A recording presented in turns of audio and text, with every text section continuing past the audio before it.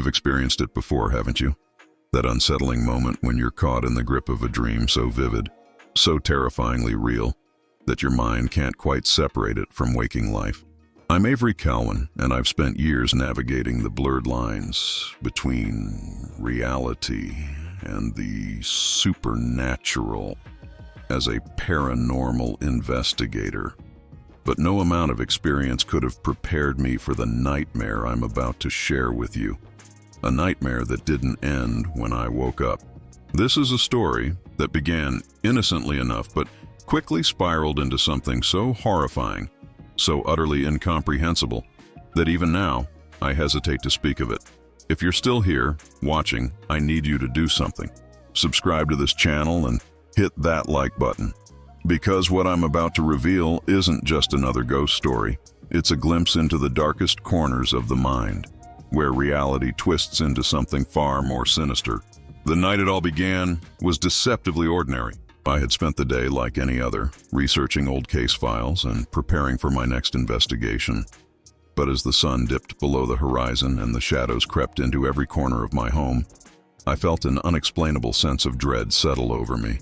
It was a chill that ran deeper than the cold night air, a feeling of being watched, of something lurking just beyond the edge of sight. I tried to shake it off, attributing it to the nature of my work, but as I lay down to sleep, that dread intensified, wrapping itself around me like a suffocating blanket.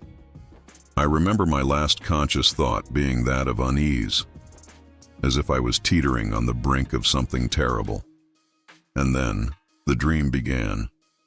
It was so vivid, so hauntingly real that when I first opened my eyes, I believed I was still in my bed. But instead, I found myself standing before an abandoned lighthouse, its silhouette stark against the moonlit sky, perched perilously on the edge of a cliff. The wind howled around me, carrying with it the smell of the sea, briny and cold. But underneath it was something else, something that made my stomach turn. Decay. The smell of rot, of something old and forgotten, hidden away for far too long. I felt a shiver run down my spine as I approached the lighthouse, its massive door creaking open on rusty hinges as if beckoning me inside. As I stepped across the threshold, the atmosphere shifted. The air was thick, oppressive, and the shadows crashing, the thunder crashing against the rocks below echoed up through the hollow tower, mingling with the calm and faint whispers that seemed to come from everywhere and nowhere all at once. Each step I took was met with the groan of the ancient floorboards, as if the very structure was warning me to turn back.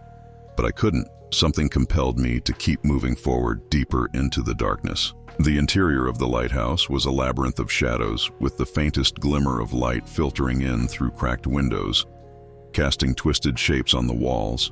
It was as if the darkness itself was alive, shifting and writhing just out of reach, waiting for the perfect moment to close in. And then I heard it. A soft, rhythmic tapping, like fingernails drumming against wood, echoing from somewhere deeper within the structure. My heart pounded in my chest, each beat a hammering reminder of my own mortality.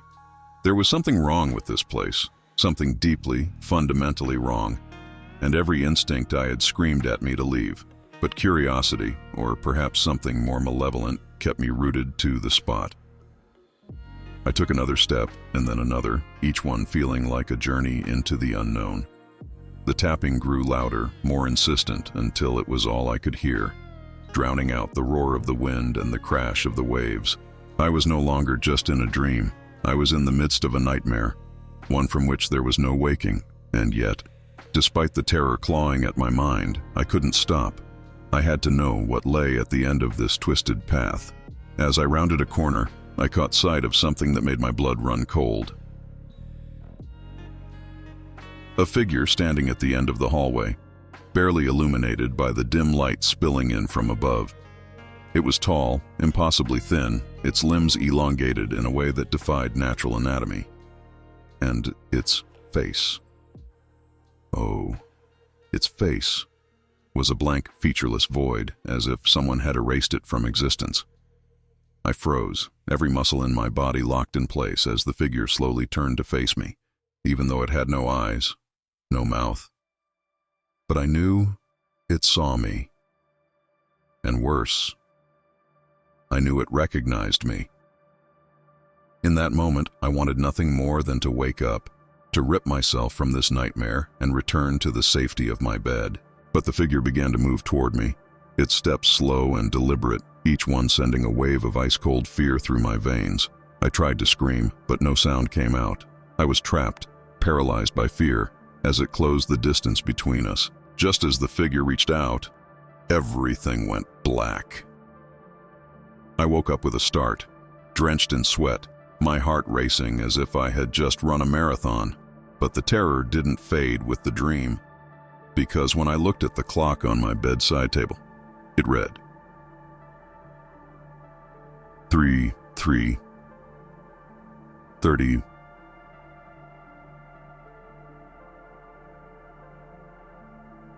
The exact time I had seen in my dream, and the sound, that same soft tapping from the lighthouse, echoed faintly in the darkness of my room. What had started as a dream had followed me into the real world. And in that moment, I knew my life would never be the same again. It began like any other night. A dark, quiet evening where the world outside seemed still, almost too still. I had gone through my usual routine, but something felt off. A sense of unease settled over me as I finally crawled into bed, the silence of the house pressing down like a weight on my chest. Sleep came quickly, too quickly, pulling me under like a riptide. And then, before I knew it, I was no longer in my room. I found myself standing at the edge of a winding path, the moon casting an eerie glow over an unfamiliar landscape. The first thing I noticed was the lighthouse, its tall, crumbling tower looming against the starless sky. It stood alone on a jagged cliff, surrounded by nothing but the crashing waves below and the dense, whispering trees that seemed to reach out with gnarled branches. The wind howled through the leaves, carrying with it a strange, almost mournful tune that sent shivers down my spine. The air was thick with the scent of vein salt and decay, a combination so potent it made my stomach churn. As I approached, the old wooden door creaked open on its own, as if the lighthouse itself was inviting me in, or perhaps daring me to step inside. I hesitated, every instinct telling me to turn back, to wake up from this twisted dream. But I couldn't. Something was pulling me forward, a force beyond my control, compelling me to enter the darkness. As I crossed the threshold, the smell of old wood and stagnant air filled my lungs. It was like stepping into a tomb. My footsteps echoed through the hollow interior, each one louder than the last, until it seemed like the very walls were alive, mimicking my every move. These walls of the lighthouse we were in were covered in strange, faded symbols, etched into the stone in a language I couldn't recognize. They seemed to pulse with a life of their own, glowing faintly in the dim light that filtered through the cracked windows. The shadows cast by the symbols danced across the floor, writhing like a mass of serpents, shifting and changing as I moved deeper into the lighthouse. Every breath I took was labored, each one heavier than the last, as if the air itself was trying to choke me. Then came the sound, a low, rhythmic tapping, almost imperceptible at first, but growing louder with each step I took. It was coming from above, from the heart of the lighthouse. The sound reverberated through the walls, a steady beat that echoed in my chest, matching the pounding of my own heart. I tried to place it, but the more I listened, the more it seemed to be something not of this world. The tapping wasn't just a noise, it was a message, a warning. But what was it trying to tell me? As I climbed the narrow spiral staircase, the air grew colder, the darkness thicker, until I could barely see a foot in front of me. The wooden steps groaned under my weight, threatening to give way at any moment. But I had no choice but to keep going. The tapping was louder now, more insistent, and with each step, the dread in my chest grew heavier, like a stone sinking deeper into my soul.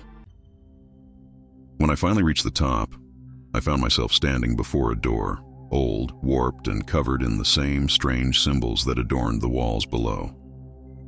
My hand shook as I reached for the rusted doorknob, the cold metal biting into my skin. As the door swung open with a loud, agonizing creak, I was met with the sight of a small, dimly lit room. In the center of the room stood an ancient, full-length mirror, its glass cracked and tarnished with age, reflecting the dim light in a way that made it seem almost alive. But what truly caught my attention was what lay on the other side of the mirror. The reflection didn't match the room around me. Instead, it showed something far more disturbing. The room in the mirror was the same, yet twisted, decayed.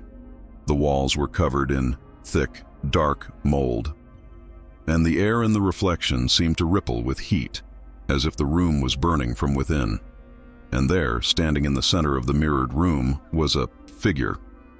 Tall, impossibly thin, with limbs that stretched unnaturally long, and a face that was nothing more than a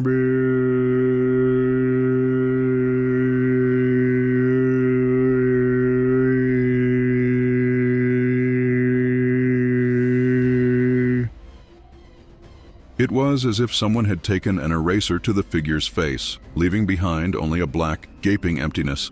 The figure in the mirror slowly turned to face me, though it had no eyes to see with, no mouth to speak with. Yet I could feel its gaze bore into me, a cold, unyielding presence that sent a wave of terror crashing over me. I wanted to look away, to close my eyes, and shut out the sight of it. But I was paralyzed. My reflection in the mirror showed me staring back at the figure, wide-eyed, frozen with fear. And then, without warning, the figure in the mirror moved forward, its long limbs stretching out towards me, as if trying to pull me into the glass. Suddenly, the mirror shattered, the sound of breaking glass filling the room like 1,000 screams. I stumbled back, shielding my face from the shards. But when I opened my eyes, the room was as it had been, whole, unbroken. The mirror stood intact, reflecting nothing but the empty room behind me. The figure was gone, and yet the dread that had filled me remained, stronger than ever. My heart pounded in my chest as I backed away from the mirror, the sound of the tapping, now replaced by a soft, whispered voice that seemed to come from all around me. It spoke in a language I couldn't understand, yet the meaning was clear. It was a warning, a curse, a promise of something far worse yet to come. I had stepped into a place where nightmares were born, and now they had followed me back into the waking world.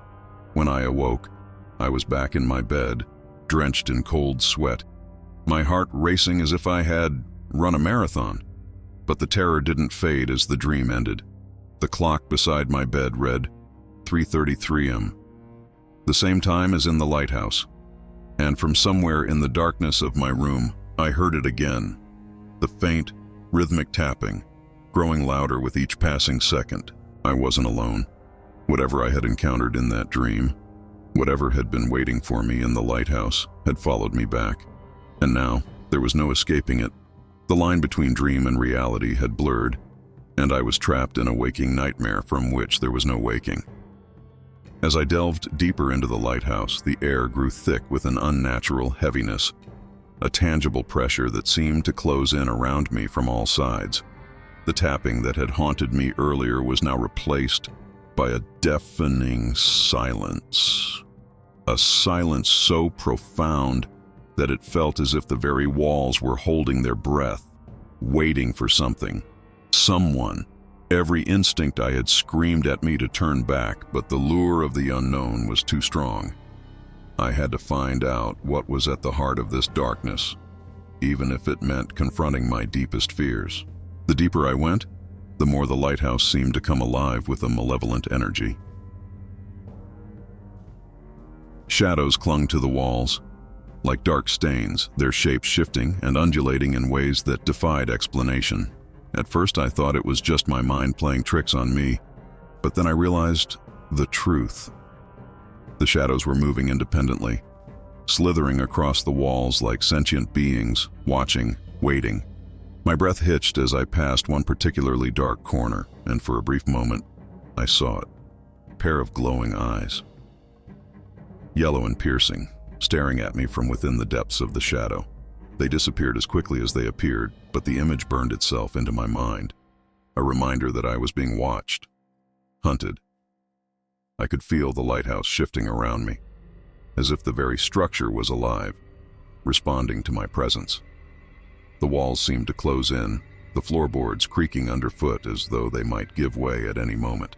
And then there was the smell, a foul stench that filled the air, something rotten and decaying, as if death itself had taken up residence in this cursed place. It clung to me, permeating my clothes and skin, a reminder that this was no ordinary dream. This was a place where the boundaries between life and death were blurred, and I had crossed into the territory of the damned. As I continued down a narrow, winding hallway, I noticed something that made my blood run cold. Objects around me were subtly shifting. A chair that had been against the wall was now in the middle of the room. A picture frame that had been crooked was now perfectly straight. It was as if the lighthouse was rearranging itself, playing a twisted game to disorient me, to drive me mad. The feeling of being watched grew more intense with every step, a suffocating weight that pressed down on my chest, making it harder and harder to breathe. Then came the whispers, soft, hissing voices that seemed to come from every direction, yet from nowhere at all. They spoke in a language I couldn't understand, a guttural, ancient tongue that sent shivers down my spine.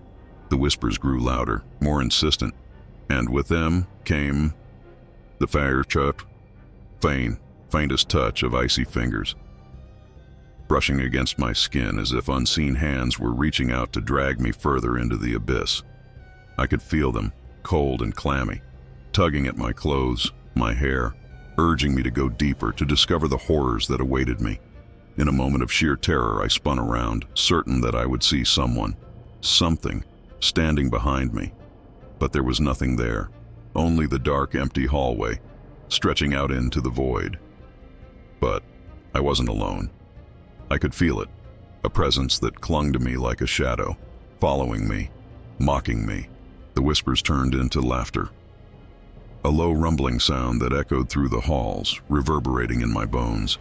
It was a sound that carried with it the weight of centuries, the laughter of those who had come before me, who had fallen victim to the same dark forces that now ensnared me.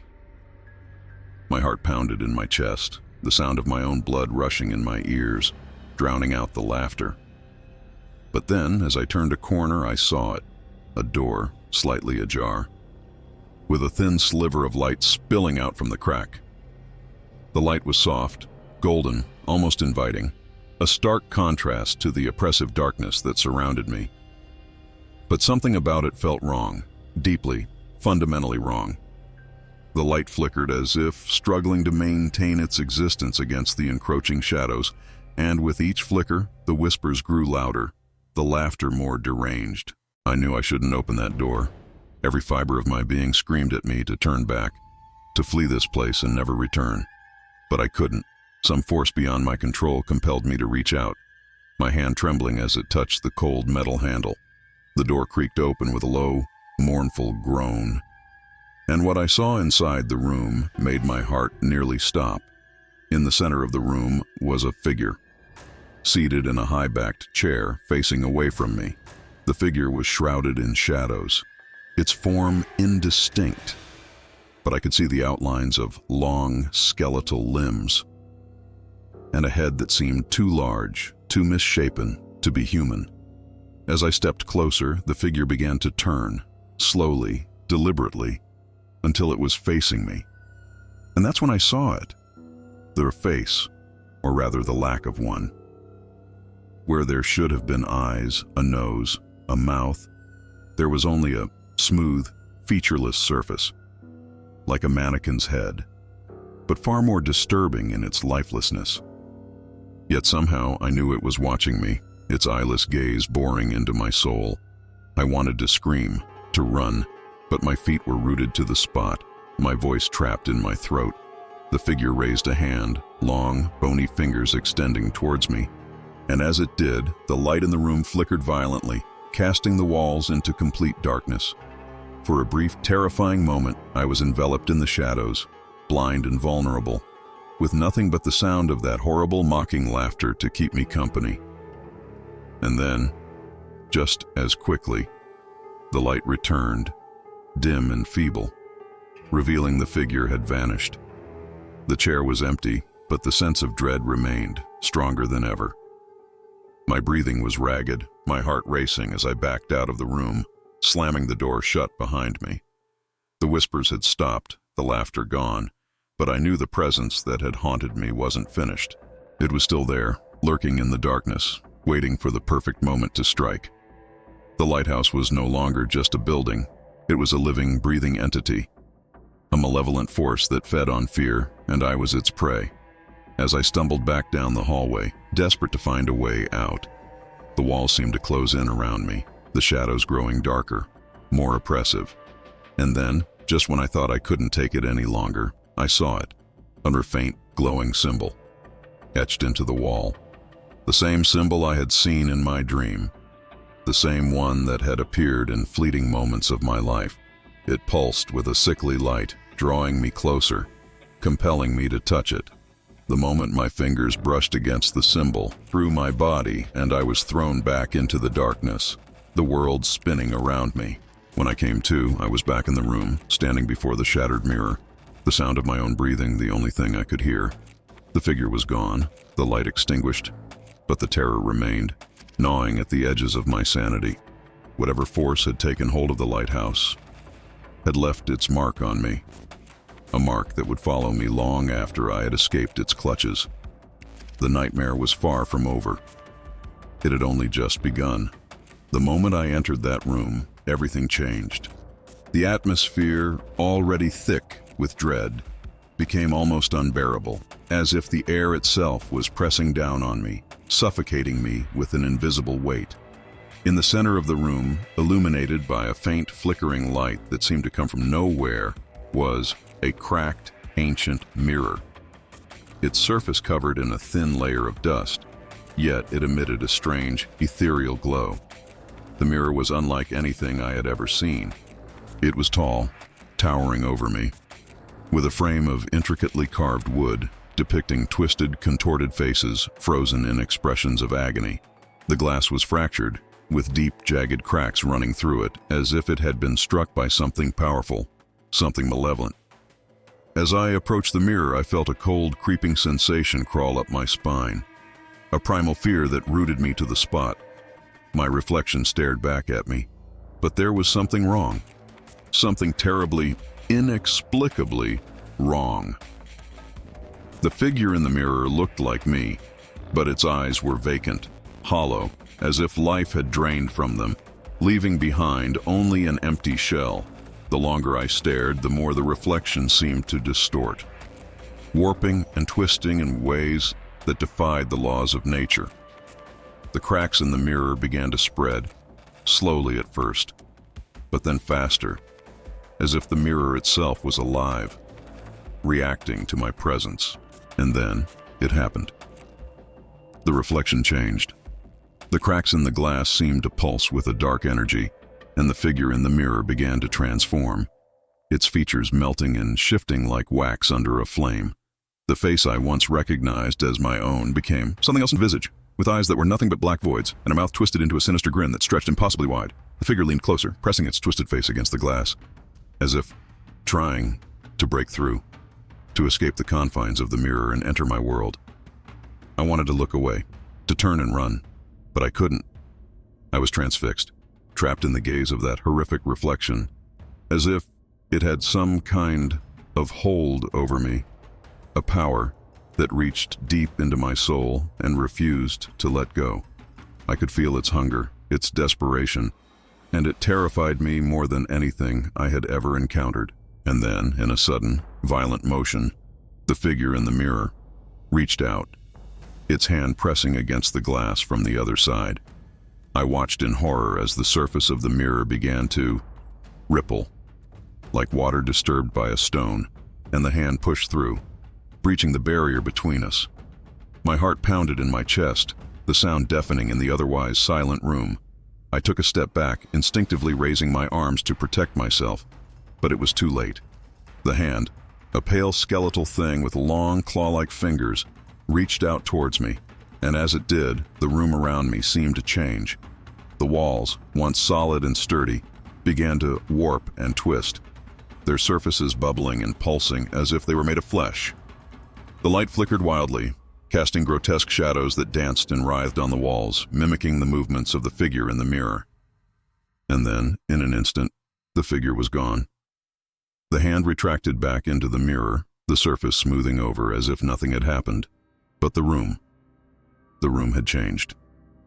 The once cracked and decayed walls were now covered in dark, pulsating veins.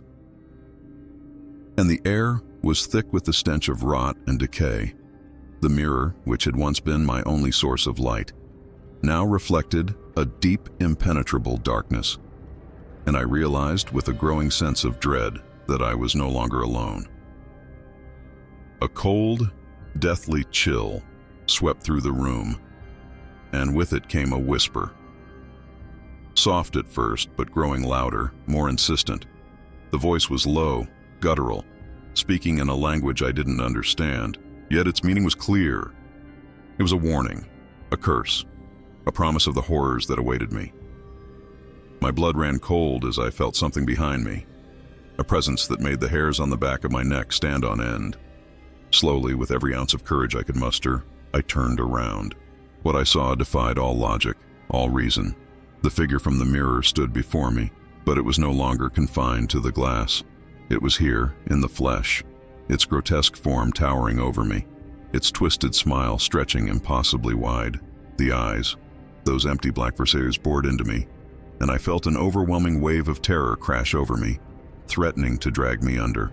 The figure didn't move, didn't make a sound, but its presence was enough to paralyze me, to fill me with a fear so profound that I couldn't breathe, couldn't think. And then, without warning, it lunged. The figure moved with an inhuman speed, its long, clawed fingers reaching for me, and I barely had time to react. I stumbled back, my foot catching on something unseen, and I fell hard, the impact knocking the breath from my lungs. The figure was on me in an instant, its icy touch sending a jolt of pain through my body. I tried to scream, but no sound came out. Only a strangled gasp as I struggled to escape its grasp. The figure's touch was cold, impossibly cold, like the chill of death itself. It leaned in closer, its twisted face inches from mine, and I could see the cracks in its skin, the way the flesh seemed to peel away, revealing the darkness underneath. It whispered something. Censuri Bertier. And the sound of it sent a shockwave through my mind, as if the very fabric of reality was being torn apart. In that moment I knew. This was no dream. This was real, and whatever this thing was, it had crossed over into my world, and it had no intention of letting me go. In a desperate attempt to escape, I reached out blindly, my hand closing around a shard of glass from the broken mirror. With a surge of adrenaline, I swung the shard at the figure, slashing through its twisted form. The glass connected with a sickening squelch, and the figure recoiled, a horrible, inhuman screech, echoing through the room. But it wasn't enough. The figure recovered quickly, its eyes locking onto mine with a burning intensity, and I knew then that there was no escape. The figure lunged again, and this time there was no stopping it. It grabbed me, its icy claws digging into my flesh and the world around me. Exploded into darkness. The last thing I remember before everything went black was the sound of that awful mocking laughter, the laughter of something ancient, something evil that had finally claimed its prize. When I awoke, I was back in my bed, drenched in sweat, my body aching as if I had been through a war.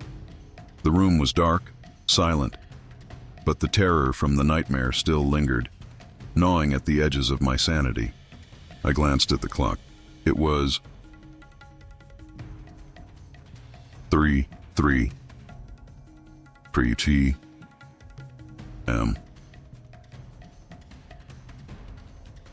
Same time I'd seen before. And then, from the corner of the room, I heard it, a soft, rhythmic tapping. coming from the direction of the mirror. I was too afraid to look, too terrified to move. But deep down I knew the figure was still there, watching, waiting. The nightmare wasn't over. It had only just begun. The days that followed that night were a blur of confusion, fear, and a growing sense of dread that I couldn't shake. Every time I closed my eyes, I was back in that cursed room, staring into the cracked mirror, watching as my reflection twisted and morphed into something monstrous. But it wasn't just the nightmares that haunted me. Something had changed in the waking world as well. The line between reality and the dream had blurred, and I was no longer sure where one ended and the other began. I couldn't stop thinking about the lighthouse, about the figure in the mirror that had reached out and tried to pull me into its world. It felt as if some part of that place had followed me back, clinging to my thoughts, infecting my mind with its darkness. I had to know more. I needed answers. So I began to research, diving into old records, newspapers, and local legends, desperate to uncover the truth about the lighthouse and the horrors that resided within its walls. What I found was more terrifying than I could have ever imagined. The lighthouse had a long and disturbing history, one filled with tragedy, disappearances, and inexplicable events that had been largely forgotten, buried under the weight of time. The more I uncovered, the more the pieces of the puzzle began to fall into place, and with each revelation, the fear in my heart grew stronger. The lighthouse had been built in the late 1800s, intended to guide ships safely through treacherous waters, but from the very beginning, it was plagued by strange occurrences. Lights flickering on and off with no explanation, strange noises echoing through the halls, and, most disturbingly, people going missing, never to be seen again. There were rumors that the lighthouse was cursed, that something evil had been awakened during its construction, something that fed on fear and despair. I found old newspaper clippings detailing the disappearances. Sailors, lighthouse keepers, even a few curious locals who had ventured too close to the cliffs. All of them vanished without a trace, their fates unknown, their stories lost to history. But there was one name that kept appearing over and over in the reports. Edgar Halcombe, the lighthouse's first keeper, who had reportedly gone mad and disappeared under mysterious circumstances. His body was never found, but locals whispered that his spirit still haunted the lighthouse, a restless soul trapped between worlds. But it wasn't just the disappearances that caught my attention. There were also stories of dreams, nightmares, experienced by those who had lived near the lighthouse or had visited it.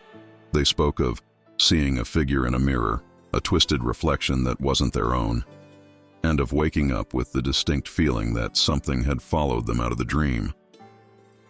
These stories were eerily similar to my own experience, and I couldn't help but feel a growing sense of connection to these past victims. It was as if the lighthouse had chosen me, just as it had chosen them. I reached out to the few remaining locals who still remembered the old stories, and what they told me sent chills down my spine. They spoke of a curse, one that had been placed on the lighthouse by a woman wronged, a woman who had lost her family in a shipwreck blamed on the lighthouse's faulty light. In her grief and anger, she had cursed the lighthouse, vowing that it would become a beacon not for lost ships, but for lost souls, those who had wronged her and those who were foolish enough to seek out the darkness. As I delved deeper into the history, I discovered an old diary hidden away in the archives of the local library. The diary belonged to one of the lighthouse keepers who had disappeared, and its pages were filled with desperate, rambling entries that spoke of nightmares, of seeing things that shouldn't be, and of a growing fear that something was coming for him. The last entry was unfinished, cut off in mid-sentence, as if the writer had been interrupted. The words were smeared as though written in a hurry, but I could make out enough to piece together the final moments of the keeper's life. He wrote of seeing a figure in the mirror, just as I had, and of hearing a voice that promised death, but worse than death, it promised eternal torment, trapped between worlds. The keeper had tried to flee, but the figure had followed him, chasing him through the halls of the lighthouse, until he had nowhere left to run. The diary ended there, leaving his fate a mystery, but I knew, deep down, that he hadn't escaped. No one ever did. The more I learned, the more I realized that my nightmare had only just begun. The figure in the mirror, the darkness in the lighthouse, it was all connected, part of a larger, more terrifying reality that I was only beginning to understand. And the worst part was, I knew that whatever had happened to those who came before me, whatever fate had befallen them, was now coming for me. But there was one detail that haunted me more than anything else. As I looked deeper into the stories, I found something that sent a wave of cold terror through me. The symbol, the one I had seen in the lighthouse, the one that had appeared in my dream. It wasn't just a random marking. It was a sign, an ancient sigil, used in rituals to bind souls to a place, to trap them in a never-ending cycle of torment. And it wasn't just in the lighthouse. I found it in the diary, in old photos, in drawings. Always there, always connected to those who had disappeared. But the most horrifying discovery was yet to come. I stumbled across a photograph, old and faded, buried deep within the library's records. It was a group photo of the lighthouse's first construction crew, taken on the day the building was completed. They stood in front of the lighthouse, smiling, unaware of the darkness they had unwittingly unleashed. But in the background, partially obscured by the shadows, was a figure that sent a jolt of recognition through me. It was the same figure I had seen in the mirror, the same twisted form that had haunted my dreams. And there, on the back of the photograph, was the same symbol, drawn hastily, as if in warning. The realization hit me like a punch to the gut. This figure, this entity, it had been there from the beginning, lurking in the shadows, waiting for its next victim. And now, it had chosen me. The nightmares had followed me into the real world, and I knew that I couldn't escape them. The lighthouse had claimed me, just as it had claimed so many before me. And the figure in the mirror, the one that had reached out to me, that had tried to pull me into its world, it wasn't done with me yet. I could feel it, watching, waiting for the right moment to strike. The only question was, how long could I hold out before it finally dragged me into the darkness? Driven by the need for answers, I knew that the only way to confront the horrors plaguing me was to return to the lighthouse. It was a decision made in desperation, but also in defiance. I needed to understand what had happened to me, to those before me, and to stop whatever dark force resided in that cursed place. But even as I prepared for the journey, a deep, unshakable fear settled in my bones. I knew that once I set foot in that lighthouse again, there would be no turning back. The night I chose to return was ominously quiet. The sky was overcast, with thick clouds blocking out the moon and stars, plunging the world into a suffocating darkness. The wind was still, unnaturally so, as if the very air was holding its breath, waiting for the horrors to unfold. I drove in silence, the road winding through the dense ancient forest that surrounded the cliffs. Every shadow seemed to watch me, every tree a twisted sentinel guarding the secrets of the lighthouse. When I finally arrived, the lighthouse loomed before me, its towering silhouette stark against the night sky. The structure seemed more decayed than before, as if the passage of time had accelerated in my absence, eroding the very stones that held it together. The once faint light at the top was now completely extinguished, leaving the building shrouded in darkness. The sight of it sent a shiver down my spine, but I forced myself to move forward, to cross the threshold once more. As soon as I stepped inside, the air grew thick with tension. The silence was deafening, pressing in on me from all sides, amplifying the sound of my own heartbeat, which pounded in my ears like a drum. The familiar, sickly smell of decay hit me, stronger this time, making me gag as I inhaled. It was the smell of something ancient, something rotting from within, and it filled me with a sense of overwhelming dread.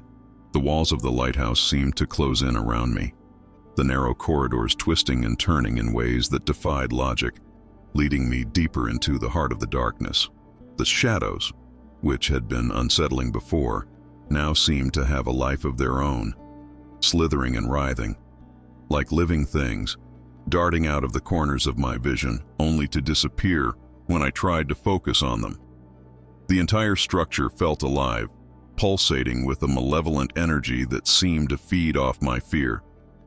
As I ventured deeper, I began to hear it again, the whispering. It was faint at first, like the rustling of leaves in the wind, but it grew louder with each step I took.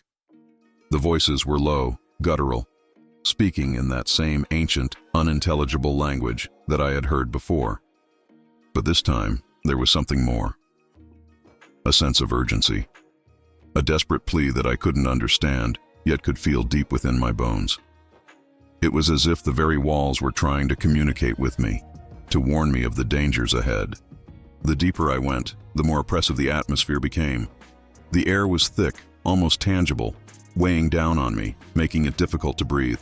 Every breath felt like it was being sucked out of my lungs, as if the very air was being drained of oxygen. My skin prickled with cold sweat, and the sensation of being watched, of being hunted, grew stronger with every passing second. And then, out of the darkness, I heard a sound that froze me in my tracks. It was a soft, rhythmic tapping, echoing through the corridors, growing louder as it drew closer. My heart raced, the sound triggering a primal fear deep within me. I knew what it was. The same tapping I had heard in my dreams. The same sound that had haunted me ever since that first night. It was a warning, a harbinger of the horrors to come. I turned a corner, and there, at the end of the hallway, I saw a figure. Tall, gaunt, and shrouded in darkness. It stood perfectly still, its features obscured by the shadows, but I knew it was watching me, waiting for me to make the next move. My instincts screamed at me to run, to get as far away from this place as possible. But something held me in place.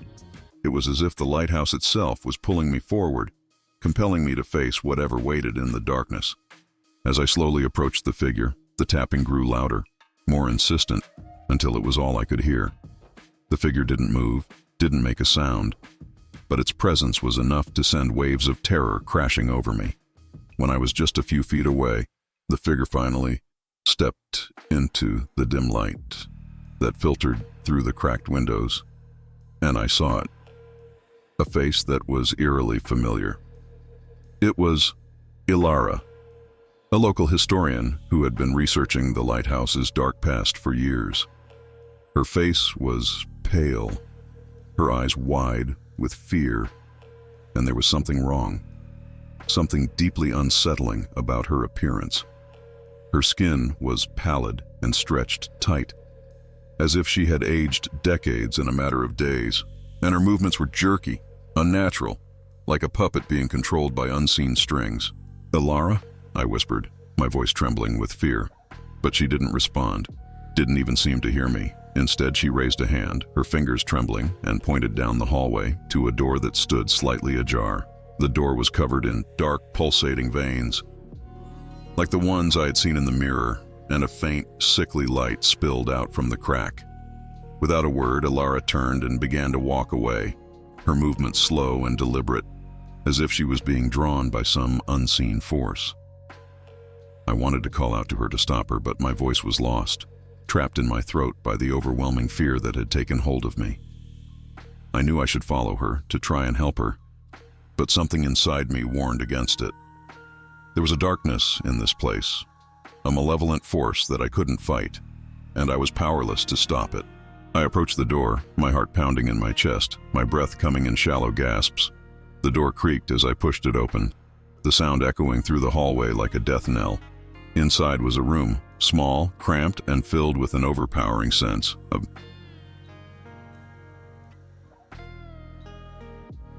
dread. The walls were covered in faded ancient symbols, and in the center of the room was a keydur,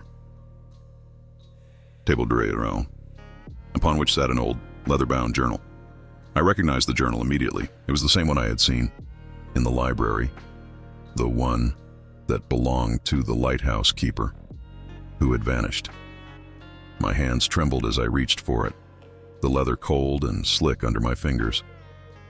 The moment I touched it, the room seemed to tilt, the walls closing in around me, and I felt a presence, a dark, oppressive force, looming over me. The air grew colder, and as I opened the journal, I felt a wave of nausea wash over me.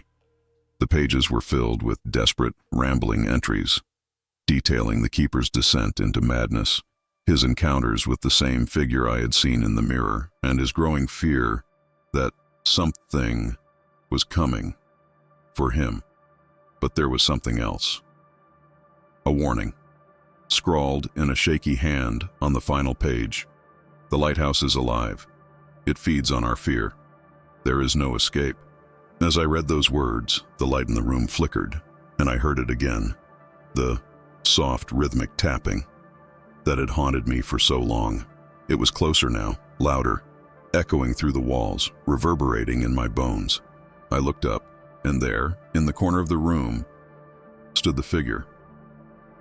Tall, gaunt, and shrouded in darkness.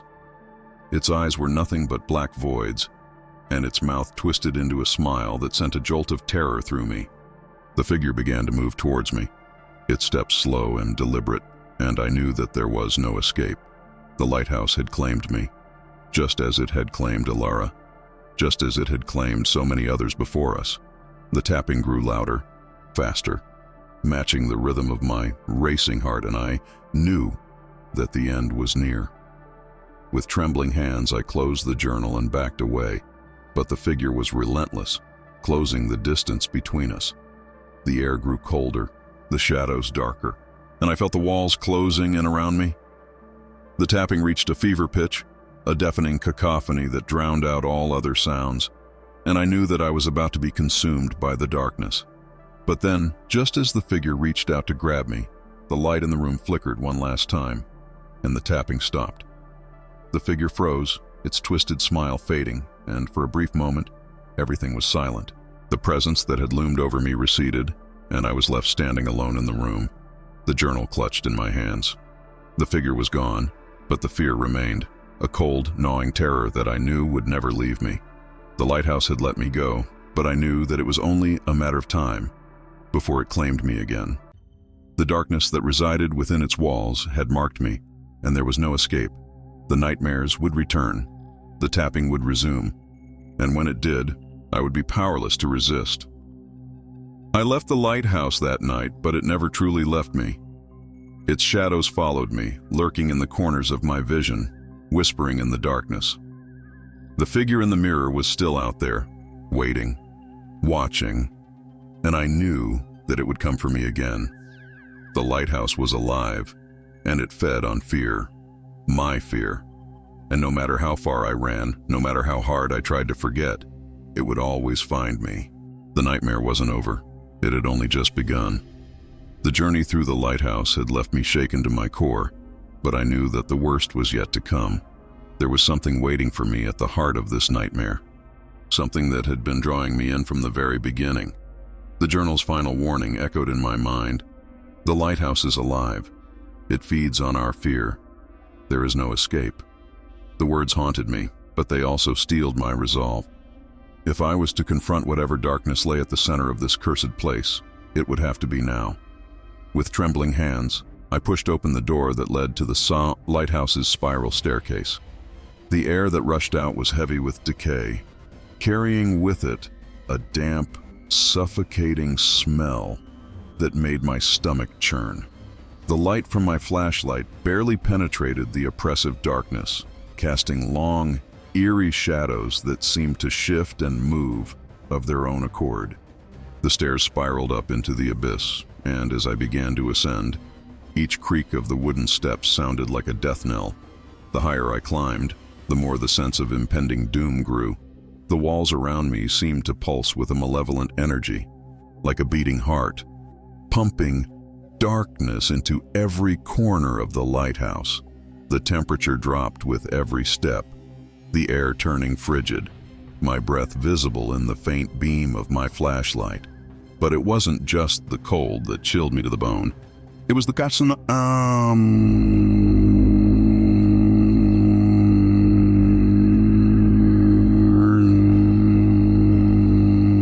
They were back, louder now, a cacophony of voices speaking in that same guttural, ancient language. But this time they weren't just whispers. They were not accusations, threats, and promises of eternal torment. At one point, I stopped, frozen by the unmistakable feeling that I was not alone. My heart raced as I scanned the shadows, my flashlight flickering as if struggling to stay lit in the presence of something unspeakably evil. And then I saw it, a shadowy figure, barely discernible in the darkness, standing on the staircase just above me. It was watching me, waiting for me to make the next move. I could feel its eyes on me, cold and calculating, as if it was assessing my every thought, every fear. I knew instinctively that this was the same figure that had haunted my dreams, the one I'd seen in the mirror. And now it was here, in the flesh, or whatever passed for flesh in this place. The figure didn't move, didn't make a sound, but its presence was enough to send a wave of terror crashing over me. I wanted to turn back, to flee down the stairs and never look back. But something kept me rooted to the spot, compelled by a force beyond my understanding. Slowly, almost reluctantly, I took another step up the staircase, and as I did, the figure faded into the shadows, disappearing as if it had never been there at all. But the fear it left behind was real, and it gnawed at me with every step I took. The whispers grew louder, more frantic, and the darkness around me seemed to thicken, pressing in on me from all sides. My flashlight flickered again, the beam dimming, and for a moment, I was plunged into complete darkness. Panic gripped me. But just as quickly the light returned, though it was weaker now, barely illuminating the path ahead. Finally, after what felt like an eternity, I reached the top of the staircase. I found myself standing before a heavy, iron-bound door. Its surface covered in strange, ancient symbols. The same ones I had seen throughout the lighthouse, the same ones that had appeared in my nightmares. The door was slightly ajar, and from the crack, a faint, sickly light seeped out, casting twisted shadows on the walls. The whispers were deafening now, a chorus of voices screaming at me to turn back, to abandon this foolish quest. But I knew I had no choice. Whatever was behind that door was the source of the lighthouse's evil, and it had been waiting for me. With a deep breath, I pushed the door open and stepped inside. The room beyond was small, circular, and completely bare, except for one thing.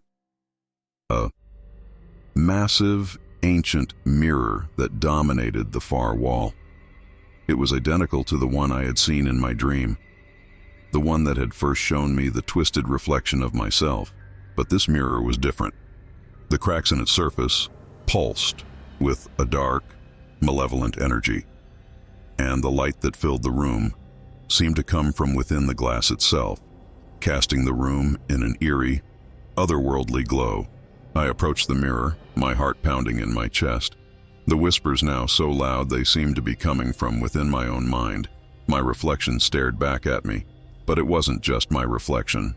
The figure was there, standing just behind me, its gaunt, twisted form looming over my shoulder. Its eyes, those horrible empty voids, locked onto mine, and I felt a cold, paralyzing fear take hold of me. The figure in the mirror began to move, its hand reaching out towards me, just as it had in my dream.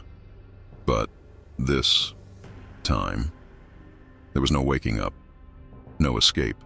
The figure's hand breached the surface of the mirror, and I felt a cold, deathly chill as its fingers brushed against my skin. The touch was like ice, burning and numbing all at once, and I felt a pull, a force drawing me towards the mirror, towards the figure that was trying to drag me into its world. I fought against it, but the pull was too strong. My feet slid across the floor, inching closer to the mirror, closer to the twisted reflection that awaited me. The whispers in my mind turned into screams, voices from the depths of hell urging me to give in, to let the darkness consume me. And then I saw it, the symbol, glowing faintly on the edge of the mirror's frame. It was the same symbol that had appeared in my dreams, the same one that had marked the lighthouse and the journal. It was a sigil of binding, of entrapment. And I realized with a growing sense of horror that the mirror wasn't just a portal, it was a prison, a cage for the souls that had been lured into the lighthouse's grasp. Desperate, I reached out and grabbed the edge of the mirror's frame, the metal cold and slick under my fingers. The figure's pull grew stronger, and I felt myself slipping, the darkness closing in around me. But just as I was about to be dragged into the mirror, I remembered the journal's warning. The lighthouse feeds on our fear.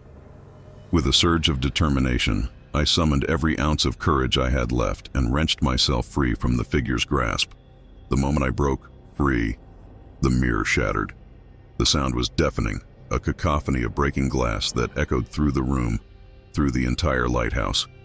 The figure let out a horrible, inhuman screech, a sound that cut through me like a blade. And then it was gone. Vanished into the darkness along with the mirror. The room was plunged into silence. The oppressive weight of the whispers lifted, leaving me standing alone in the dark, my breath coming in ragged gasps.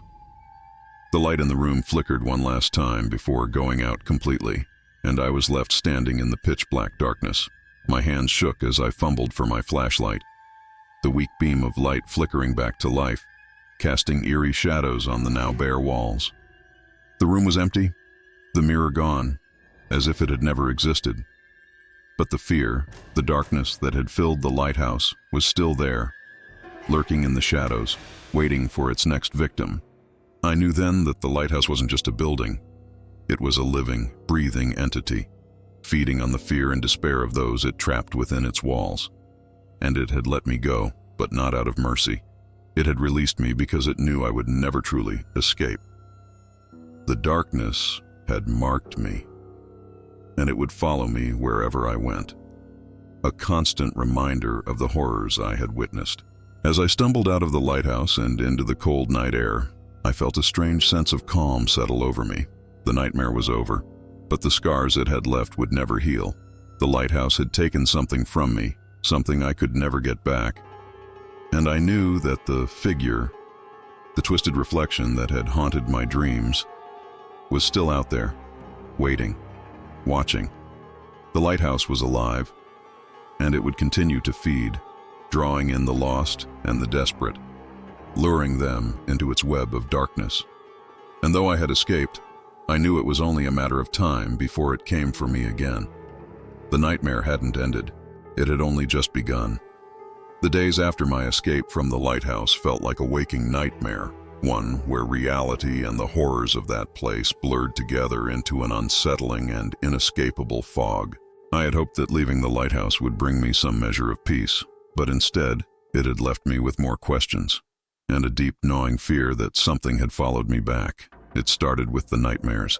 Every time I closed my eyes, I was back in that cursed place, wandering its dark, twisting halls, hearing the whispers and feeling the oppressive presence of something unseen, always just out of sight. But these dreams were different from the ones I had experienced before. They were more vivid, more real, as if I was actually there, reliving those moments of terror over and over again. Each time I woke up drenched in sweat and gasping for air, the feeling that I was not alone would linger in the darkness of my room, the shadows seeming to pulse with a life of their own. Then, the strange occurrences began. It was subtle at first. Small things that were easy to dismiss. Objects in my apartment would shift from where I had left them. Lights would flicker without reason, and the air would grow cold in certain corners of my home, despite the warmth of the day. But as time went on, these events grew more frequent, more pronounced, until they were impossible to ignore. One night I awoke to the sound of soft, rhythmic tapping, The same sound that had haunted me in the lighthouse. My heart pounded in my chest as I strained to hear where it was coming from. The tapping was faint, barely audible, but it echoed through my apartment, coming from all around me, as if the very walls were alive with the sound. I sat up in bed, my breath coming in shallow gasps. And that's when I saw it. A shadowy figure standing at the foot of my bed. The figure was tall, gaunt, its form barely distinguishable in the dim light of the moon filtering through the curtains. But I knew immediately what it was. The twisted reflection. From the lighthouse, the same figure that had reached out to me from the mirror. It was here, in my home, and it was watching me. I froze, unable to move, my body paralyzed with fear as the figure slowly began to move closer. The tapping grew louder, more insistent, matching the rhythm of my racing heart. I could feel the cold emanating from the figure, a chill that seeped into my bones, making my breath visible in the air. The figure reached out, its long, skeletal hand extending towards me, and I felt the same pull I had experienced in the lighthouse. The same force trying to drag me into the darkness. But just as the figure's hand was about to touch me, it suddenly vanished, disappearing into the shadows as if it had never been there at all. The tapping stopped, and the room was plunged into an eerie silence. I sat there for what felt like hours, my heart pounding in my ears, before I finally dared to move. The days that followed were a blur of fear and confusion. The figure continued to appear, always in the periphery of my vision, always just out of reach. It haunted my every waking moment, a constant reminder that the lighthouse's darkness had not been left behind. And the tapping, it never stopped. It would echo through the apartment at all hours, sometimes faint, sometimes deafening, but always there, always reminding me that the nightmare wasn't over. Desperate for answers, I returned to the research that had led me to the lighthouse in the first place. I pored over old records, journals, and books, searching for anything that could explain what was happening to me. What I found only deepened my terror.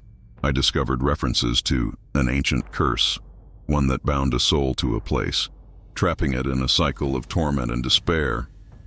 The curse was said to be unbreakable, a punishment for those who had committed grave sins or had tampered with forces beyond their understanding. The soul would be doomed to wander the earth, neither living nor dead, unable to escape the horrors it had unleashed. The more I read, the more I realized that this curse was tied to the SAR symbol I had seen in the lighthouse and in the journal. It was a sigil of binding, used in rituals to trap spirits and bind them to a location. But it wasn't just the lighthouse that was cursed. It was me, the figure, the twisted reflection. It wasn't just a ghost or a manifestation of the lighthouse's evil. It was known a part of me, a reflection of my own fears and sins, twisted and distorted by the curse that had been placed on the lighthouse. I began to understand that the figure wasn't trying to harm me. It was trying to reclaim me. The lighthouse had marked me, had made me a part of its darkness, and now it was trying to draw me back into its world, to trap me there forever. The tapping, the shadows, the cold, it was all a manifestation of the curse, a way of reminding me that there was no escape. One night, as I sat alone in my apartment, the tapping louder than ever, I knew what I had to do. The only way to break the curse was to confront it, to face the darkness that had taken hold of me. I returned to the lighthouse, driven by a mixture of fear and determination. The structure loomed before me, more decrepit than ever, its windows like empty eyes staring out at the dark, stormy sea. Inside, the air was thick with the stench of decay, the walls covered in those pulsing dark veins that I had seen in my dreams. The whispers returned, louder, more desperate, urging me to turn back, but I pressed on, my footsteps echoing through the hollow structure. I made my way to the room, with the mirror now shattered into 1,000 pieces on the floor. The room was cold, the temperature plummeting as I entered, and there, standing in the center of the room, was the figure. It was waiting for me. For a long moment, we stared at each other, the figure and I, neither of us moving. Then, slowly, I approached it, the cold growing more intense with every step. The figure remained still, watching, waiting, its black, void eyes locked onto mine. And then, with a trembling hand, I reached out, just as it had reached out to me so many times before.